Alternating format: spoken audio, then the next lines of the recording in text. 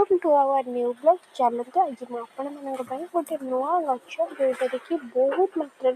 फूल फुटी आमर खरा दिन में फूलटीर ना हूँ यूपोर्बिया टेरोली जोटा कि आम ओडिया कहते कंटार मुकुट आम तो प्राय आकाशी फूल कहती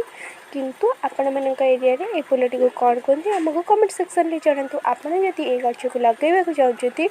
देखु गचर अगरू गोटे इंच कि 2 इंच गैप्रे कट मारी सारापर से लगेले आराम से गछ बंचीज आउ ए फूल गोटे फुटिकी प्रायतः कम से कम 15 दिन पर्यंत गचरे रहीपे आउ ए फूल को जदि गचर छिंडा जाऊँगी सी तो प्रायतः 2 ରୁ 3 दिन पर्यंत भल भाव में रहीपे आपण मैंने ए गच को आपण बालकोनी बगीचे जो पारे सजाई पारे।